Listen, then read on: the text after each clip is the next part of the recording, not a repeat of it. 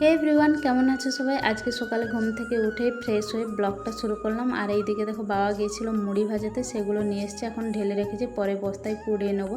আর এই যে দুপুরে রান্না বসিয়েছি, দুপুরে হচ্ছে সোয়াবিনে আলু পটল দিয়ে একটা সবজি হবে, আর হবে মাছের টক আর ভেন্ডি ভাজা। আর এইদিকে দেখো জামাইবাবু বাজারে গেছিল, আমার ছেলে এর আগের দিন এত কান্না করছিল আনারস খাওয়ার জন্য, তো ওর জন্য আনারস নিয়ে এসছে। আর এই দেখো বিকেলে হালকা বৃষ্টি হলো, তার মধ্যে একটা সাপ ঢুকেছিল গোয়াল ঘরে।